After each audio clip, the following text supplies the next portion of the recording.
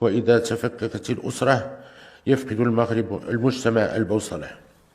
لذا ما فتئنا نعمل على تحسينها بالمشاريع والإصلاحات الكبرى، ومن بينها ورش تأميم الحماية الاجتماعية الذي نعتبره دعامة أساسية لنموذجنا الاجتماعي والتنموي. وسنشرع بعون الله وتوفيقه في نهاية هذه السنة في تفعيل برنامج الدعم الاجتماعي المباشر، تجسيدا لقيم التضامن الاجتماعي الراسخة عند المغاربة.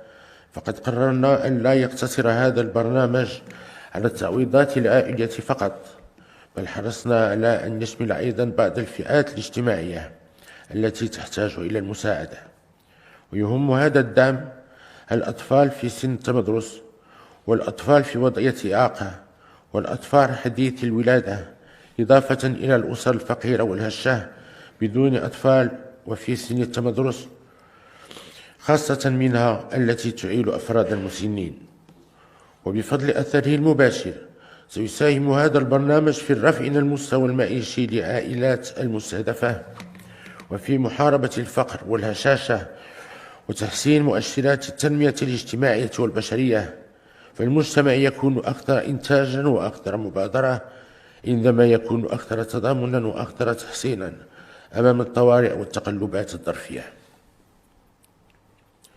وقد وجهنا الحكومة لتنزيل هذا البرنامج وفق تصور شامل وفي إطار مبادئ القانون الإطار المتعلق بالحماية الاجتماعية الذي صادق عليها البرلمان، ويجب أن يتم تفعيله بطريقة تدريجية تراعي تطور الاعتمادات المالية المرصودة، وتحدد المستوى الأمثل للتغطية ومبالغ التحويلات المالية وكيفية تدبيرها.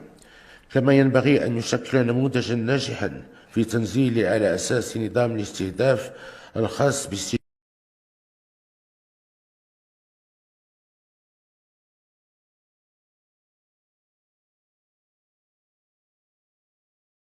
بمبادئ التضامن والشفافية والإنصاف ومنح الدعم لمن يستحقه. وندعو